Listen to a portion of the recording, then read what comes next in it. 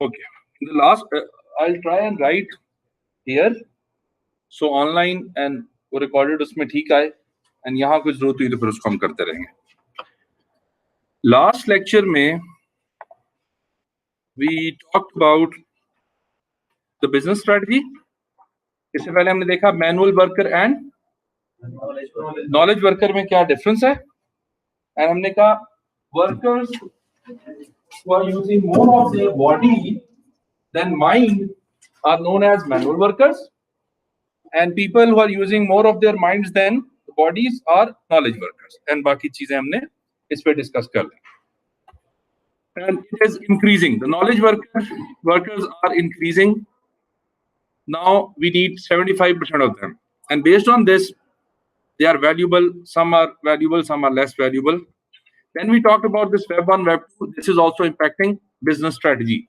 Web 1, हमने कहा कि ऐसी चीज जिसमें सिर्फ और सिर्फ वेबसाइट बनाने वाला बंदा आपको जो चीज प्रोवाइड करता था रीड ओनली होती थी, एडिट की ऑप्शन नहीं होती थी.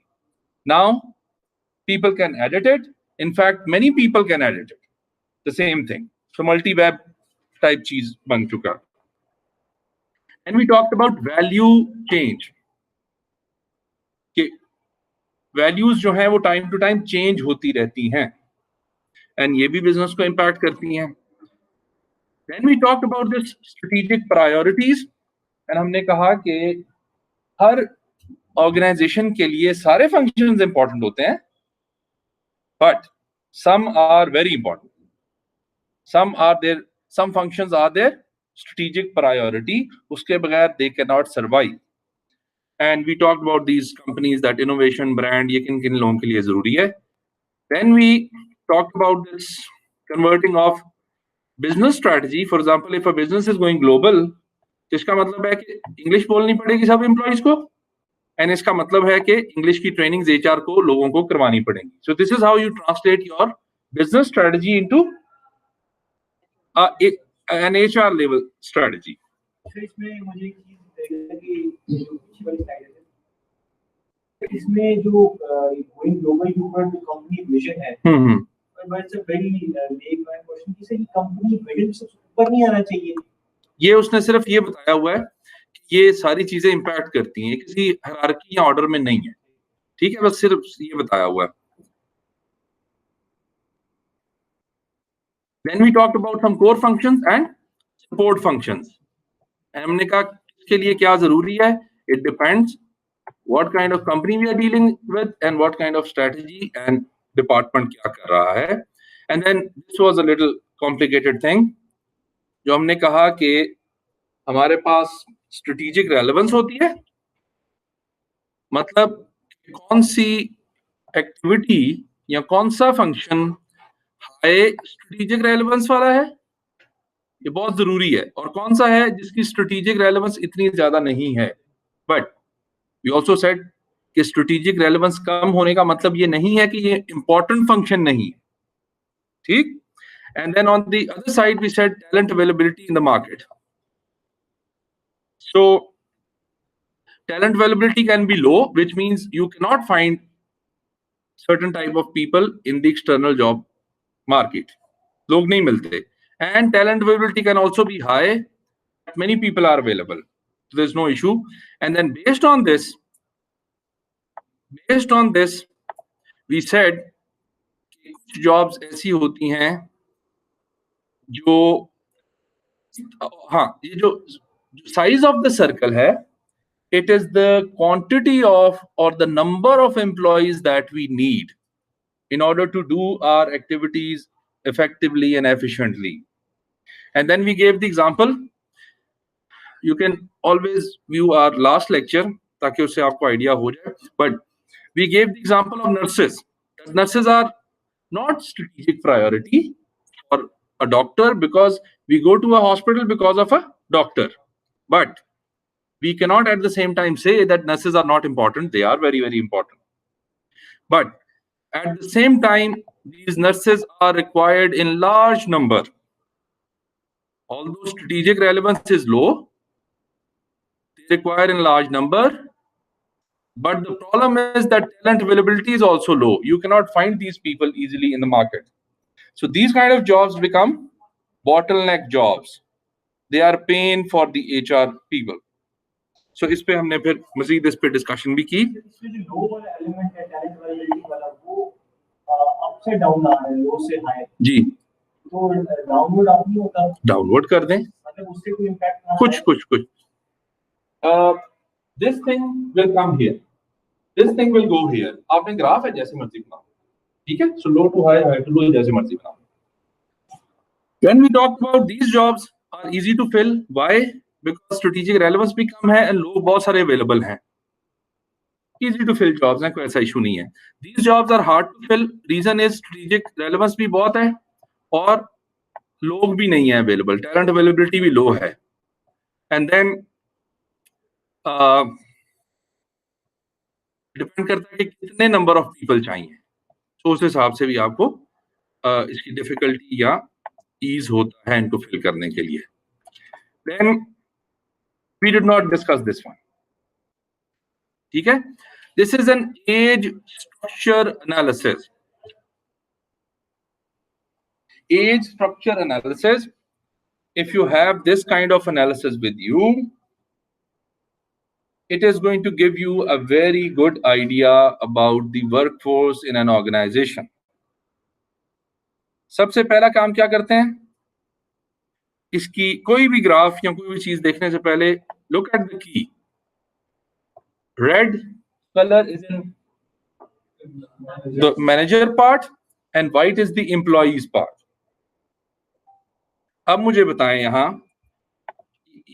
की इशू तो नहीं हो रहा ना इसको समझने में.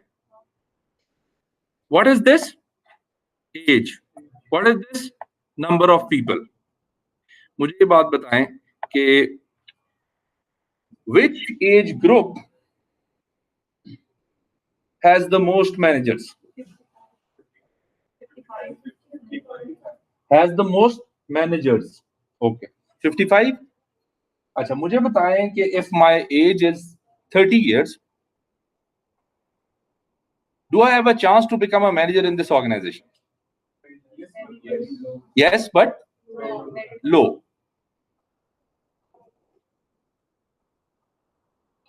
If the retirement policy is, ignore some data. If the retirement policy is 60 years, about how many employees do I need to develop within next 10 years? Now that's a question. इससे पहले तो सब 100 employees. 10 years. 10 years. If the retirement policy says that people will retire at the age of 60, approximately how many people do I need to develop in the next 10 years for further higher posts or for becoming managers?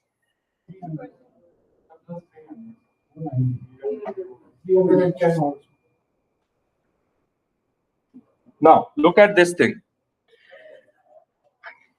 These people are about to retire.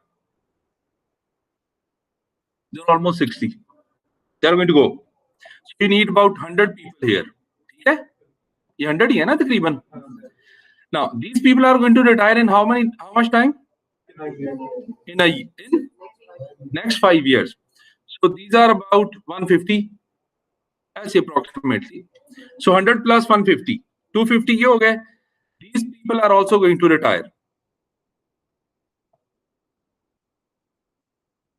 Exactly after 10 years.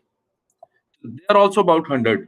So we need to develop around 350 people within next 10 years. What if I say, what about next 5 years?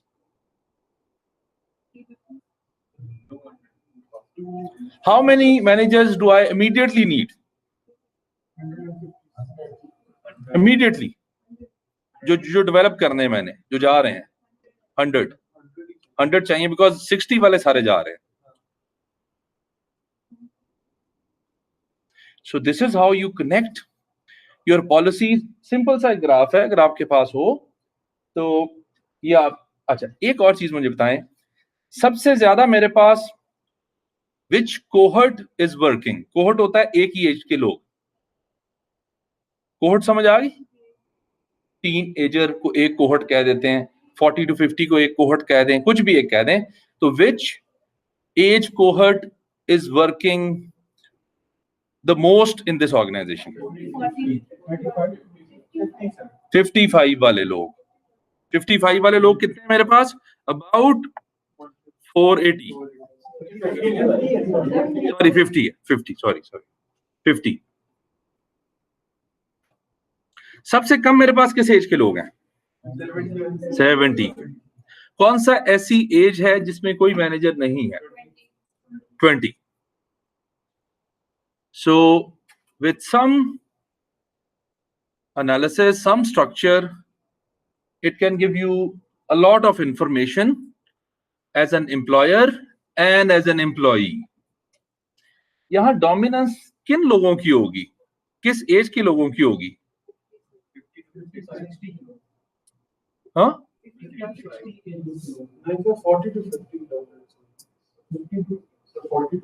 ठीक है, सबका answer ठीक. Everybody is right. बाबू की company है ज्यादा. What if I am 65 years old? Lekin still I can work in this organization. See, so there are so many things that you can get from this chart. This is known as age structure analysis. Okay. Question koi?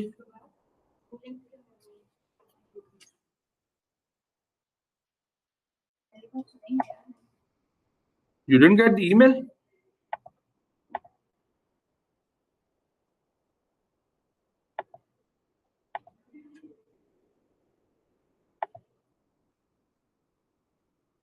I think पहुंच गया सबको because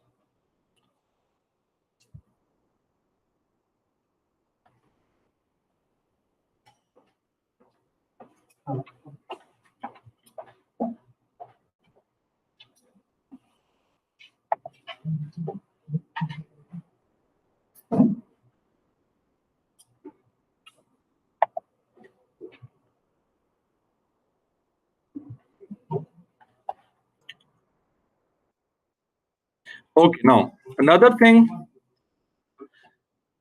to determine the workforce demand is this another graph. These are the three levels.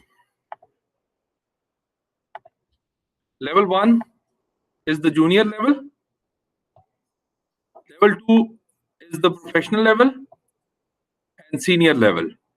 Got it? Clear? And why it's a pyramid?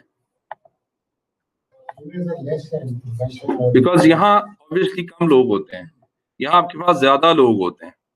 So this is showing the number. Okay. These arrows are representing the incoming at this level, incoming from outside the organization at this level.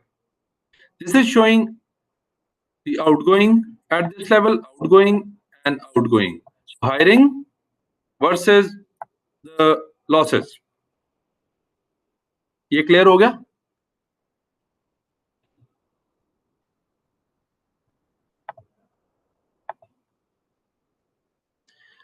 When companies are going to grow in terms of number of employees, this is going to go wider.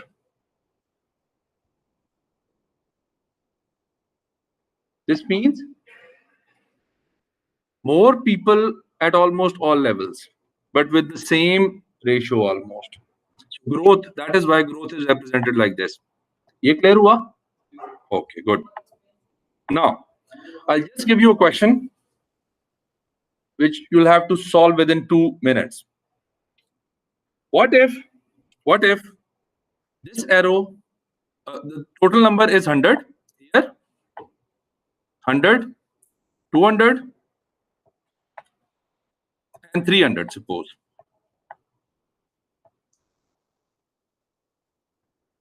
Okay, this is going to remain here. You can solve this problem. This number is 7. This number is 10. This number is 30. This number is 45. This number is 60. And this number is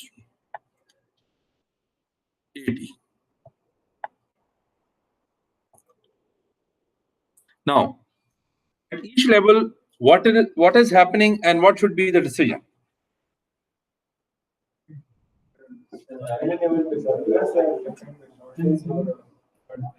What about at this level, junior level? Surplus is indicated. Why? Because we are losing 60 people and we are getting 80 people. Now, add another factor. ये भी तो arrow है ना, ये भी तो arrow है, promotion वाला भी. What if I say 22?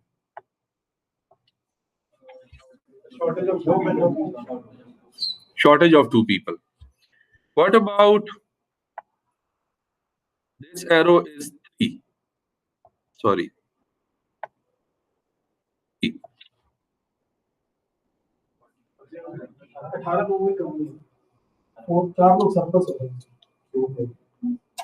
18 लोगों की कम है, 22 की जैसे आप करें ना, जरा मुश्किल हो गया ना. 22 are also coming from here.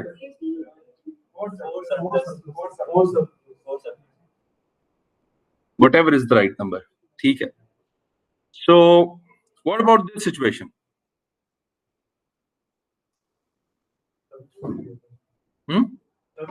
Surplus. 6 surplus हो जाएंगे. So, at this level, we might have to freeze hiring. Hiring को थोड़ा सा रोकना पड़ेगा. मैं इसलिए फ्रीज हायरिंग का वर्ड यूज कर रहा हूं because many organisations they have an annual hiring process, MTO process. Sometimes you also have a process of hiring at middle level, but every year you are hiring, for example, 100 people. So उसको फिर आपको अपने annual hiring process को adjust करना होता है. इस दफा टर्नओवर कम हुआ है तो MTOs की सीट्स कम आएंगी. इस दफा टर्नओवर ज्यादा हो गया, MTOs की सीट बढ़ा दें या कम कर दें. जहाँ पे हायरिंग हमेशा जूनियर मोस्ट लेवल से होती है और हायरार्की में ऊपर से होती है, वहाँ पे तो फिर आपको सिर्फ ले ऑफ की ऑप्शन ही होती है. जहाँ पे सरप्लस हो रहे हैं वहां फिर ले ऑफ की ऑप्शन होती है, या फ्रीज करने की भी होती है, या प्रमोट करने की भी होती है, या ट्रांसफर करने की भी होती है. टॉप लेवल आ गया है. हाँ, टॉप लेवल में हमारे पास 3 सरप्लस है, तो इसका मतलब यही है कि 3%. अच्छा, सबसे पहला उसमें टॉप लेवल में क्या करेंगे, इन 10 में से सिर्फ 7 लेके आएंगे या इन 10 में से 4 लेके आएंगे ताकि आपकी नीड पूरी रह जाए. अपने बंदे को निकालना अनलेस वो कोई आउटरेजस काम करे is not the first decision making point, it is the last. Section planning के लिए भी अगर कुछ जगह पे हायरिंग होती ही सिर्फ जूनियर मोस्ट लेवल पर है जी, यहाँ पे आपकी इनपुट कोई नहीं है, आप बस नीचे से ही लोग. Okay, then you need to have a, sorry आपकी बात मैंने काट दी. Then you need to have a very good career planning. Career path should be very very. MTO का करियर पाथ क्यों अच्छा बना दिया गया है? They have a very clear path. ये करना है, इतने साल बाद ये हो सकते हो, इतने साल बाद ये हो सकते हो, ये career path is clear. Management training officer banks रखते हैं यूजुअली, और बड़ी सारी फर्म्स रख रही होती हैं. That is why they have a stable career system, ताकि जब भी कोई MTO आता है देन ही और शी स्टेज. कि नहीं मेरे 3 साल हो गए, मैं कहीं और जाऊंगा, पता नहीं क्या होगा, यहाँ मेरी प्रमोशन होने वाली है. So if you have a structure like this, you can easily make some decisions about your workforce. And developmental plans भी यहाँ से आप मैनेज कर सकते हो. कई दफा आप deliberately, है ये नेगेटिव HR की प्रैक्टिस, बट ये जो 3 प्रमोट हो रहे हैं एंड आपको पता है पहले सरप्लस है, so you try and delay their training. इनकी लास्ट ट्रेनिंग रहती है and which should be planned within next 6 months. तो आप कहते हैं यार इस साल हम ट्रेनिंग नहीं करवा रहे, ट्रेनिंग अगले साल करवाएं. Why? Because इनको एलिजिबिलिटी ना हो, अदरवाइज मोटिवेशनल इश्यूज और बहुत सारी चीजों के साथ ये कनेक्टेड होती हैं चीजें. So you need to have a clear idea कि आपने क्या करना है, क्या नहीं करना. ओके. Then इसको सिर्फ पढ़ लें, इसमें हम देखते हैं कि हमने कुछ चीजें करनी है. Trend analysis we already understood, ठीक है ना. लीडिंग इंडिकेटर्स रेशो हमने ऑलरेडी पढ़ी, उसमें थोड़ी सी चीजें कर लेंगे. Task analysis is very important, ये हमने अभी करना है. सर हमें जो पहले क्लास हुई है, मैंने पता करना है किसी को चाबी तो नहीं मिली वो. Thank you.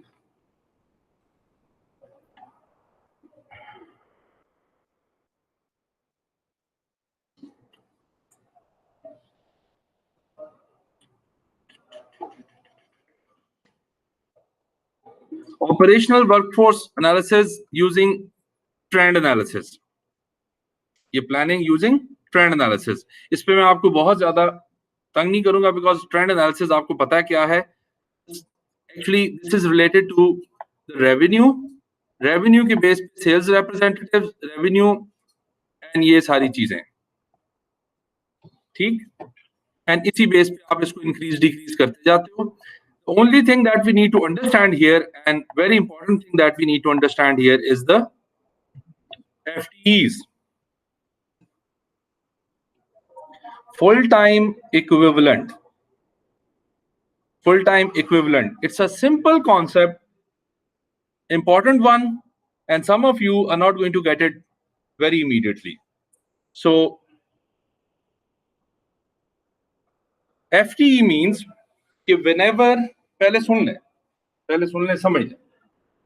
Whenever you are calculating your workforce, never count the number of people who are working with you, but count the FTEs working with you.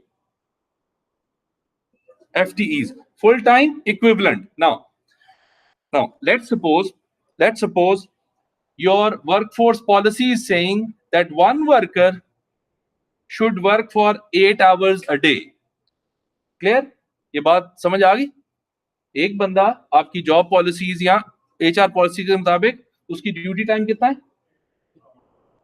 8 hours. Okay. 8 hours a day. ये जो 8 hours है ना, ये आपका FTE है. अब जरा देखो क्या होता है.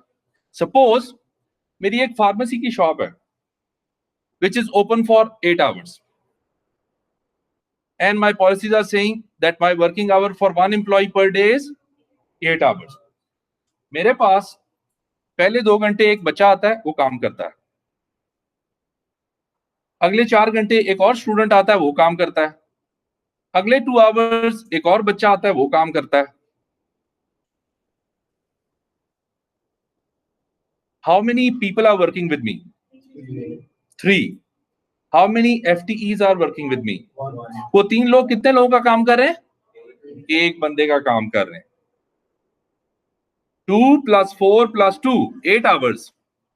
अगर मैं बंदे काउंट करना शुरू हो जाऊंगा और बताऊंगा मेरे पास 3 लोग काम करते हैं, कहेंगे इतनी सी शॉप में 3 लोग क्या करते हैं? नहीं, वो एक सुबह आता है, एक शाम को आता है. नो, इस कैलकुलेशन में नहीं पढ़ना. You are never going to head count. You're always going to count FTEs, full-time equivalents. Another example.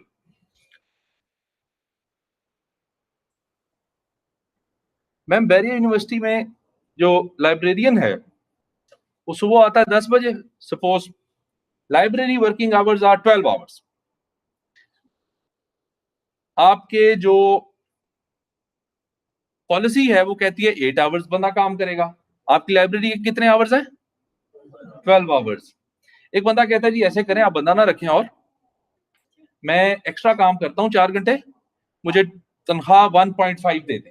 अगर मेरी 1 लाख तनख्वाह है मुझे 1.5 लाख दे दें, मैं ही 12 घंटे के लिए काम कर देता हूँ। ये समझ आई बात? How many people are working? 1 people, 1. How many FTEs are working? 1.5.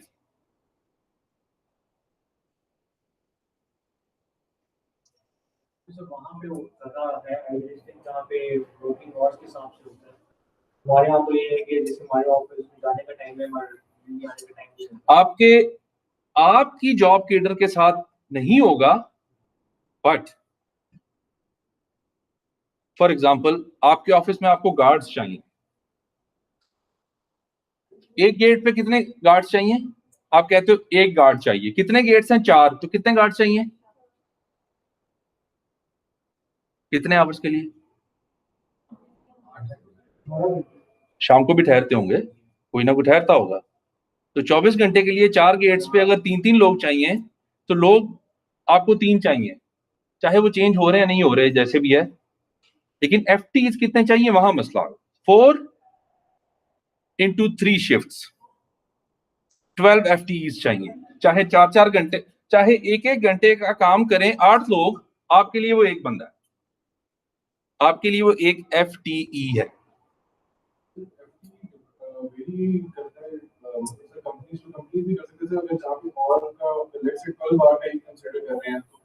FTE is equal to 12 hours, जो कि नहीं कर सकते अकॉर्डिंग टू लॉज।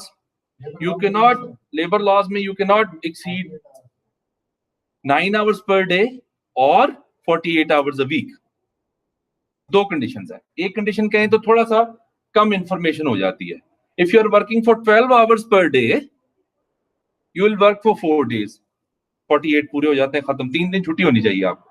अच्छा सर, वो डिफरेंस आ जाता है पब्लिक और जिस तरह कह रहे हैं ना, पब्लिक सेक्टर ऑर्गेनाइजेशन का जो कमर्शियल ऑर्गेनाइजेशन या डिस्ट्रिक्ट पब्लिक उनमें एफटीज का इवन हम अपने जो हमारे ऑफिस में ऑर्गेनाइजेशन का अटेंड होते हैं सर, उसके अंदर भी नंबर ऑफ पीपल की शो की जाती है एफटीज की बेसिस पे, बिकॉज अदरवाइज आपकी कैलकुलेशन सारी खराब हो जाती है। अगर आप काफी स्टूडेंट्स को भी तो लिंक नहीं मिला तो वो ज्वाइन करना चाह रहे हैं। आपको भी नहीं मिला? अच्छा,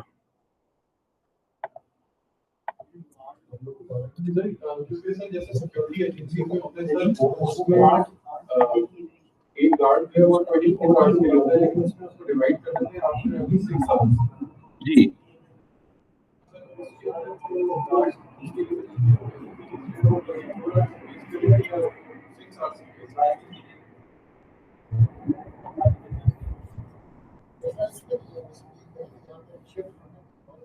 मैंने बहुत सही तरह सुन नहीं सका, लेकिन जो आपने कहा होगा सही कहा होगा। अच्छा, फिर मैं बताना पड़ेगा मुझे। 1 मिनट में ये लिंक इनको भिजवा दूं। आपने सॉरी दोबारा क्वेश्चन करें। सिक्योरिटी एजेंसीज के अंदर 6 आवर्स की रोटेशनल टाइम होता है, मतलब अगर 12 आवर्स की काम कर रहे हैं तो 6 आवर्स के बाद फिर शिफ्ट होगा और फिर हर टाइम के अंदर वो आता है। तो सर उस केस में क्या होगा? क्योंकि फॉर इंस्टेंस अगर 24 आवर के लिए 2 बंदे जो हैं वो इन्वॉल्व है। मैंने तुम्हें बताया ना, ये जिस तरह से बनेगा बैलेंस शीट वगैरह में शो करते हैं जो लेकिन एक एचआर में से एक मीट्रिक होता है जिसको प्रोडक्टिविटी कहते हैं। प्रोडक्टिविटी जो हमेशा एफटीज की फॉरवर्ड कर नहीं मिला। गुड जी, प्रोडक्टिविटी हम जो कैलकुलेट करते हैं मैन बात है वो एफटीज बेसिस पे करते हैं। जी एफटीज। लास्ट टाइम मैंने आपको ये क्वेश्चन भी किया था, labour force and labour rate and labour cost में क्या फर्क होता है ना, तो वो भी जब एफटीज लगाएंगे तो पता चलेगा क्या है।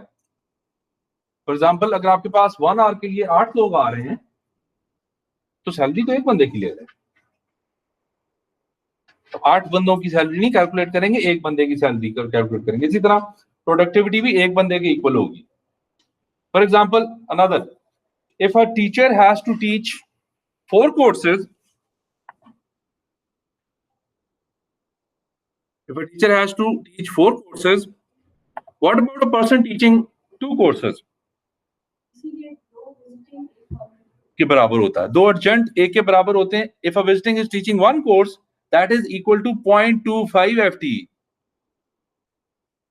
1/4 हो गया ना, स्लैश हो गया। सो FTE का कॉन्सेप्ट आपके लिए जरूरी है कि वो आपको पता हो। Anybody who is not clear?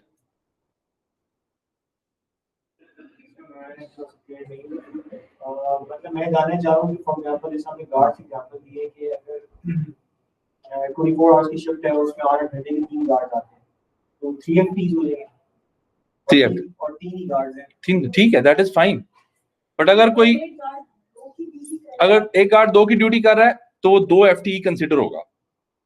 अगर वो 16 घंटे की ड्यूटी कर रहा है तो आप उसको एक गार्ड कंसिडर नहीं करेंगे, 2 गार्ड कंसिडर करेंगे। जैसे हमारे यहाँ ये होता है कि ये मोटरवे के टोल ऑपरेटर्स होते हैं जी, ये बेसिकली क्या करते हैं कि 12 इकट्ठी ड्यूटी करके इकट्ठी छुट्टी करते हैं।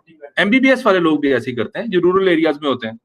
They work for 12 hours for 3 days, 36 hours complete, rest 4 hours are off, 4 days are of.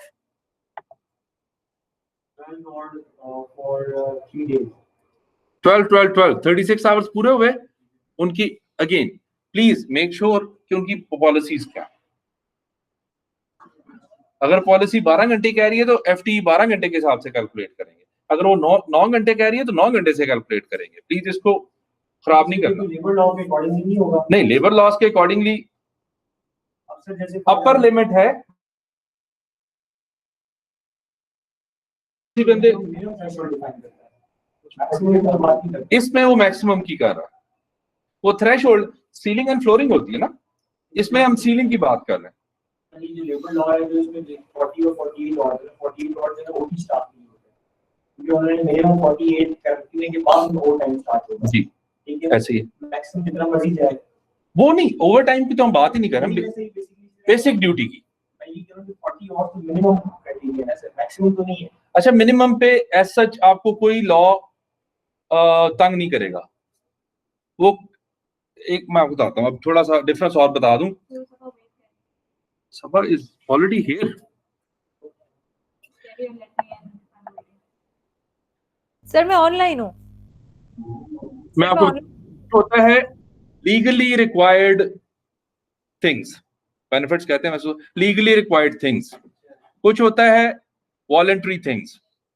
Benefits की सूरत में legally required benefits and voluntary benefits. अब लीगली रिक्वायर्ड बेनिफिट्स ये कहते हैं कि ईद की 3 छुट्टियां होनी है सपोज, पेड। कंपनी कहती है नहीं, हम 10 रिक्रिएशनल भी देते हैं। Very good, but government is not saying, law is not saying कि इनको रिक्रिएशनल लीव दें सपोज। वो कंपनी खुद दे रही है, कोई मसला नहीं। किसी लॉ में ये नहीं लिखा हुआ जनरल पब्लिक के लिए कि आपने कल्टस गाड़ी या फलानी गाड़ी अपने एम्प्लॉय को देनी है। That is not a legally required benefit, but companies do it, that is their own technique. So यहां फर्क आ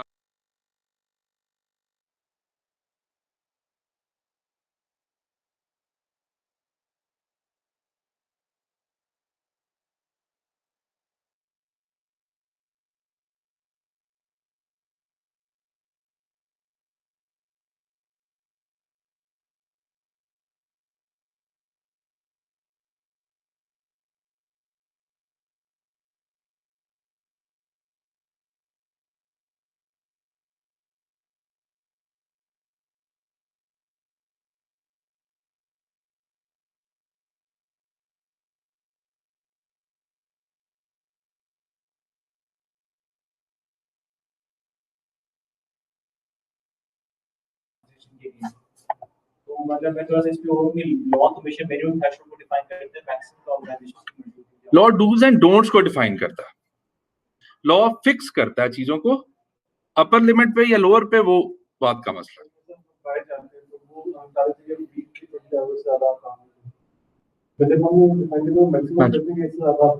लॉ का एक्चुअली जो मतलब होता है ना, लॉ लॉ आया लैग वर्ड से। लॉ का मतलब होता है फिक्सनेस, फिक्सनेस ऑफ बिहेवियर। ये नहीं करना, ये करना है। सो फिक्सनेस ऑफ बिहेवियर होता है। इसीलिए हम जो बाकी लॉज हैं हमारे, ऐसे इस यूनिवर्सिटी में जो टीचर्स हैं उनका भी एफटीज डिफाइन होता है। जी जी, FTs तो बेसिकली उसका जो क्राइटेरिया मतलब आप लोग अवार्ड्स के हिसाब से होता है। नहीं, नंबर ऑफ कोर्सेज के हिसाब से। ठीक है, awards Ours is something that is also considered for the compensation purposes, but it is the number of courses you are teaching. में आप 2 कोर्स पढ़ा रहे हैं। So I'll be 0.5 FTE. I'm not a full-time person. Sabha, can you hear me? Yes sir, I can. Sir मुझे आवाज आ रही है.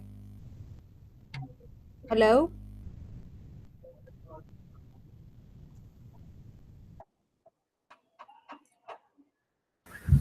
Sir मुझे भी आवाज आ रही है आपकी. हमारे पास यहाँ स्पीकर का थोड़ा सा इशू है, तो शायद मैं आपकी आवाज नहीं सुन पा रहा. If there's anything you can chat. Okay, thank you. So this is the main concept of FTE. आपको पता होना चाहिए जब भी ये बात हो तो बड़ी क्लैरिटी होनी चाहिए कि क्या बात हो रही है. Now this is जी. जैसे हमने ये गार्ड्स की बात की थी, गेट के ऊपर 3 लोग, मॉर्निंग शिफ्ट में एक गेट के ऊपर 3 सिक्योरिटी गार्ड चलते हैं। FTE is one of three. Sorry, morning guard पे मॉर्निंग टाइम में एक पोस्ट के ऊपर 3 सिक्योरिटी गार्ड। ठीक है, एक गेट के लिए FTE is 1. Number of personal is not No. मतलब 3 इदारा लोग हैं सर, वो सारे अपनी 3 गार्ड्स हैं एक गेट पे. हाँ, देन इट इज FTE 3. हाँ, FTE 3 वो तो सिंपल है. उस जगह पर भी डिफाइन होता है जहाँ पे शिफ्ट डिफाइन हुई होती है. नहीं, पार्ट टाइम में कहीं भी कुछ भी हो तो पार्ट टाइम में हो सकता है. तो इस तरह हमारी अभी होती है कि भाई अक्सर 24 घंटे का मुलाजिम होता है. तो हमारा तो यह मैनेजरियल लेवल पे आके आपका तो टास्क लेवल होता है, उसमें भी आपके पर्टिकुलर वर्क आवर्स डिफाइन नहीं होते. ये जार्गन बना हुआ है कि 24 घंटे का मुलाजिम होता है. एक्चुअली तो जो आपको छुट्टी होती है तो छुट्टी होती है. आप एक FTE ही हो.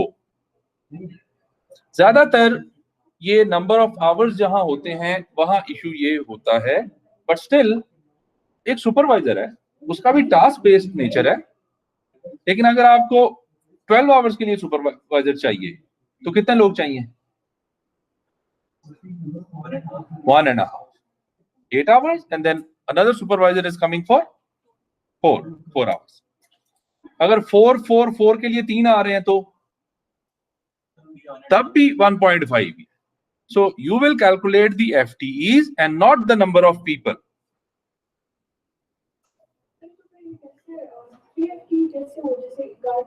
वो उनके थे, आप रहने दें उसको. नहीं, आपको मेन समझ आई बात? नहीं समझ आई? Sir please. 12 आवर्स की जॉब करने के लिए आपके पास एक बंदा 8 घंटे के लिए आता है जो अपनी पूरी ड्यूटी करता है, और एक आधी ड्यूटी के लिए आता है 2 आवर्स. ये कितने हो गए? 2 आवर्स नहीं, ये 8 आवर्स के लिए फुल टाइम बंदा आ रहा है और एक हाफ टाइम आ रहा है. तो ये कितने बंदों के इक्वल है? 1.5 की, क्योंकि एक पूरी ड्यूटी कर रहा है और एक आधी ड्यूटी कर रहा है. बंदे 2 आ रहे हैं. नहीं, बंदे 2 आ रहे हैं, एक सुबह एक शाम को. 4 आवर्स 8 आवर्स, बंदे कितने होंगे? 2. लेकिन आपने कैलकुलेट कैसे करना है? 1.5 बंदा आ रहा है. Time plus the extra time जो आपकी पॉलिसी है उसके साथ कितने आवर्स अलाउड हैं, एक फुल टाइम बंदा कितना काम करना चाहिए, उस हिसाब से कितने लोग हैं, कितने बंदों का काम कर रहा है कोई बंदा, दैट इज FTE. अगर एक बंदा 12 आवर्स काम कर रहा है तो बंदे कितने हैं? 8. FTEs कितने हैं? 1.5. ये समझ आई?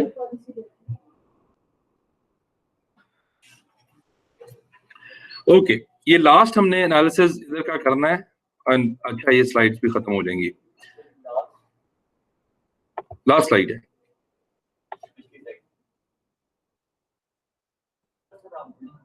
ये ट्रेंड एनालिसिस है. जैसे जैसे आपका रेवेन्यू इंक्रीज करता जा रहा है, जिस प्रोपोर्शन से उस परसेंटेज से उसी परसेंटेज से आपके सेल्स रिप्रेजेंटेटिव इंक्रीज करते जा रहे हैं, उसी से ये इंक्रीज करते जा रहे हैं, उसी से ये इंक्रीज करते जा रहे हैं। ये आपके पास प्रीवियस डेटा है और ये आपने डिटरमिन करना है। जरूरी तो नहीं ना कि हर फैक्टर इंक्रीज ही करे, कोई इसका डिक्रीज भी करे। Yes yes yes, revenue FD तो रैंडम है सर, रेवेन्यू एफडी वाला कॉलम देखा आप, ये तो रैंडम है, मतलब रैंडम नहीं है। 2005 में इतना था। नहीं सर, मैं आगे वो वो इसका प्रोपोर्शन है, ये वाला ना। हाँ तो 185 है, 189 हुआ, बात नहीं, अच्छी बात, कोई मसला नहीं, कोई मसला नहीं, कोई इशू नहीं है। आप इन सब का एवरेज लेके कैलकुलेशन कर सकते हो, ठीक है। उस हिसाब से ये फर्दर कैलकुलेशन है कि कई दफा एफटीईज के हिसाब से आपको होता है कि 1 लाख के रेवेन्यू के लिए एक बंदा चाहिए, तो what if the revenue is 1,40,000, तो फिर आप उसको वो 2 से कैलकुलेट कर लेते हो या कुछ इस तरह, या हाफ से एफटीईज बना लेते हो। बट सिंपल हमारा मकसद ये है इससे कि आप जैसे जैसे आपका ट्रेंड चेंज होता है वैसे वैसे लोग आपके हर साल चेंज होते रहते हैं और अगले साल प्रिडिक्ट कर सकते हो आप। Now, task workforce analysis based on task.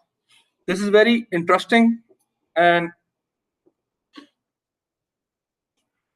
very helpful as well. अगर आपको कभी FTEs कैलकुलेट करने पड़े तो। ना, एक रेस्टोरेंट खोल रहे हैं हम, एंड उस रेस्टोरेंट के लिए हमें कितने लोग चाहिए। अगर हम इसका एनालिसिस करना चाहें कि टास्क कितने हैं एंड कौन सा टास्क कितना टाइम लेता है एंड एक बंदा कौन सा टास्क कितने टाइम में कर सकता है, तो टास्क की बेस पे हमें कितने लोग चाहिए, not number of hours, task. तकरीबन वही था, हाँ ये वही चीज है। लेकिन इसमें हम जरा टास्क को बैक एंड पे कैसे देखते हैं कि टास्क क्या चीज है। उसमें तो हमने कहा ना ये बात चाहिए, बट टास्क की अपनी कुछ रिक्वायरमेंट्स होंगी। Now the assumptions of the restaurants are that we are expecting 200 guests per day. ये बात समझ आ गई? Clear? We are expecting that each table will serve 3 guests on an average. ये बात भी समझ आ गई? 200 टोटल लोग आएंगे, बट एवरेज एक टेबल पे 3 लोग बैठेंगे। How many tables do we require? 67 tables per day are required. तो अगर टोटल गेस्ट एक डे में 200 आने हैं तो 200 इकट्ठे तो नहीं आएंगे सर जी, कोई कभी आएगा। तो अगर हम 67 किस तरह, पूरे दिन में तो आएंगे ना।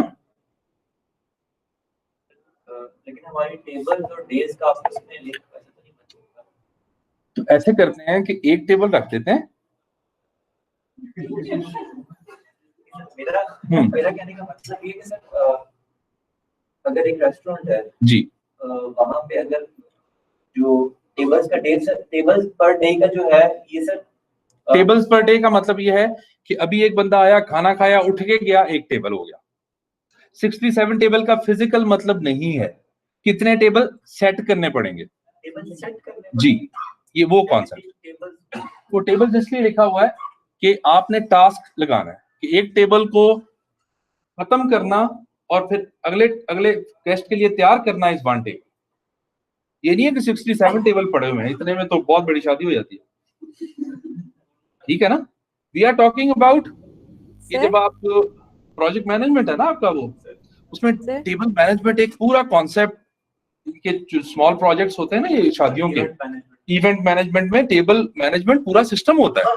जब आपका दिल कर रहा होता है गेस्ट घर से उठ के चले जाएं, फिर आप बर्तन उठाना शुरू कर दें, उनको बताओ बस भाई अब कुछ नहीं है, और जल्दी से उनको दें कि ये खीर भी खाओ और बस चले जाओ।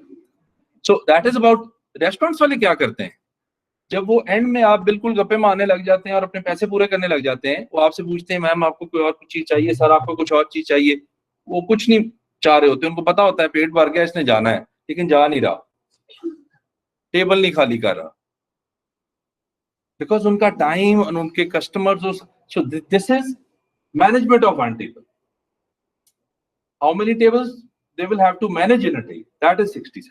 ठीक है, तो वो अच्छा क्लियर हो गया कि फिजिकली 67 टेबल्स नहीं है. नाउ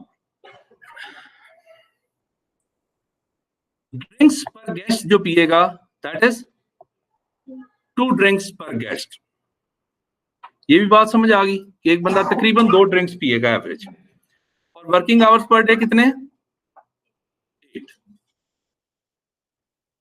ये हमारी अजम्पशंस हैं यहां तक टास्क एनालिसिस की. नाउ सेकंड चीज क्या है, गेस्ट पर टेबल, गेस्ट पर टेबल. कि एक टेबल पे कितने गेस्ट तकरीबन सर्व करेंगे आप डेली, तो 3 गेस्ट एवरेज बैठते हैं एक टेबल पे. नाउ द टास्क का डेटा क्या है? प्रिपेयर टेबल 67 टेबल प्रिपेयर करने पड़ेंगे. कितना टाइम लगता है उसको प्रिपेयर करने के लिए? 2 मिनट्स. एक टेबल को प्रिपेयर करने में 2 मिनट्स लगते हैं. एंड कितने टेबल प्रिपेयर करने पड़ेंगे? 67. अब प्लीज इस डेटा पे हमने बहस नहीं करनी, ये वाले पे. This is approximate data. ये 2 आवर्स लगेंगे तकरीबन आपको लोगों को, सॉरी 2 आवर्स टोटल लगेंगे 67 टेबल्स प्रिपेयर करने पे. 120 मिनट्स है मुझे पता है, बट 120 थोड़े ज्यादा बन रहे हैं, but we are just saying कि 2 आवर्स लगेंगे. ये पर टेबल है इन मिनट्स. ये टोटल टाइम है जो आपको टेबल के लिए सारा दिन चाहिए, 2 आवर्स. नाउ टेकिंग ऑर्डर, कितने लोगों से ऑर्डर लेंगे? 67 से क्यों ऑर्डर ले रहे हैं? एक टेबल पे एक ऑर्डर होगा, 67 ऑर्डर्स ही लेंगे ना. कस्टमर्स तो आपके पास 200 आ रहा है, बट एक फैमिली एक ऑर्डर कर रही होती है. So you are taking 67 orders and one order takes 3 minutes and हमने कह दिया 3 आवर्स टोटल लगेंगे.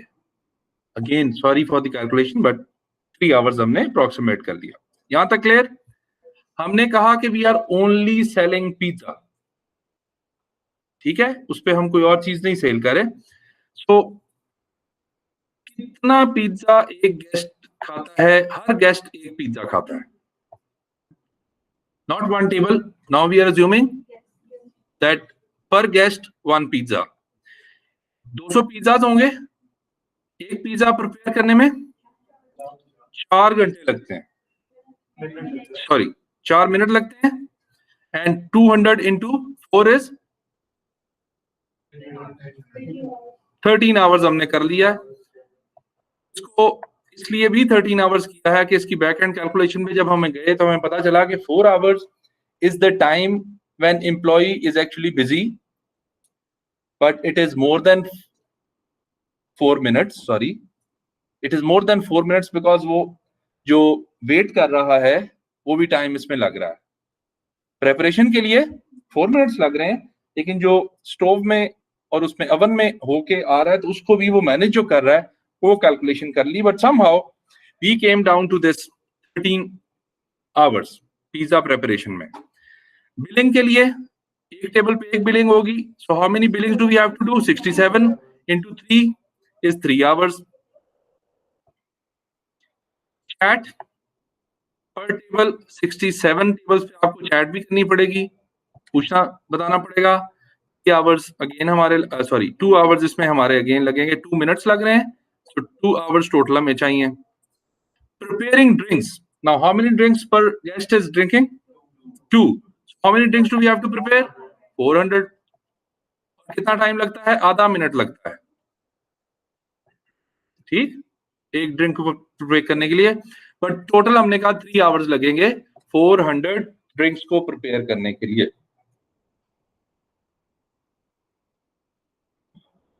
ये क्लियर हुआ? Now if we count all of these numbers starting from 3 to this 2, these are total 28 hours of task. 28 hours of task. ये बात समझ आ गई? There is a section of additional tasks. For example, आपको break भी चाहिए. These are people, not machines. 5% of the time they will be taking breaks, which is 1 hour, which means कि आपको सारे दिन में 1 घंटे की ब्रेक भी एक बंदे को देनी है। Administrative tasks other than these tasks is 3 hours total, not per person, total. Miscellaneous 20% आपके tasks हैं 6 hours. तो अगर 6 plus 3 plus 1 करें, so this all totals into 10 hours. So 10 plus 28 hours is equal to 38 hours. ये समझ आ गई? 38 hours divided by is equal to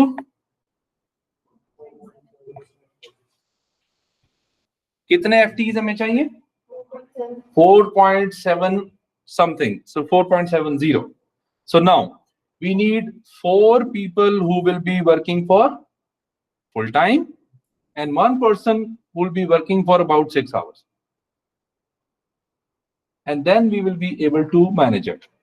So at a time, अगर वो 8 hours का रेस्टोरेंट है, फॉर एग्जांपल, उसको हमने अभी नहीं किया, अगर 8 hours का रेस्टोरेंट है तो एट अ टाइम 5 बंदे काम कर रहे होंगे।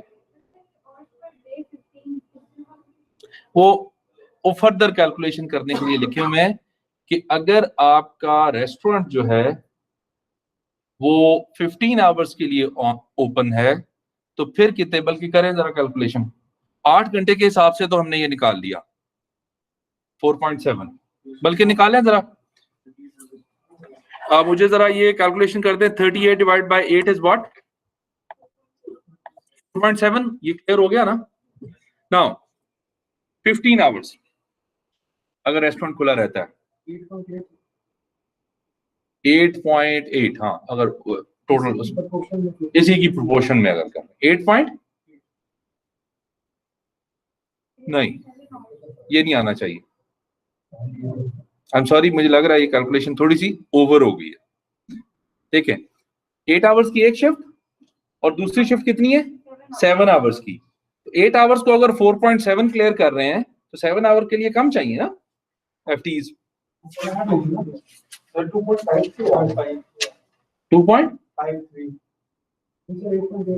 4.7 plus 2.5। हाँ,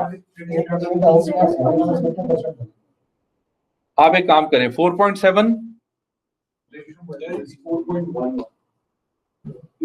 7 डिवाइड बाय 8 करके मल्टीप्लाई बाय 4.7 करेंगे ना, तो उसकी भी वेटेज हमारे पास आ जाएगी 4.1 8.88। हाँ ठीक है, सॉरी, ठीक, मैं वो थोड़ा सा 4.4 है, ठीक है, 8.8 is the number, yes. So this is how, based on the task that you need to perform, you can always calculate the number of people needed.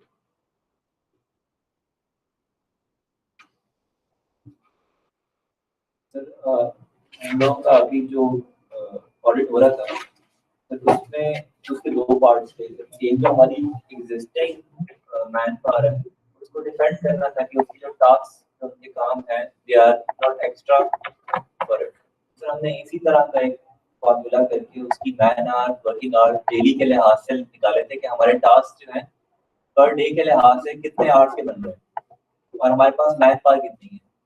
और सर उसी तरह करके हमने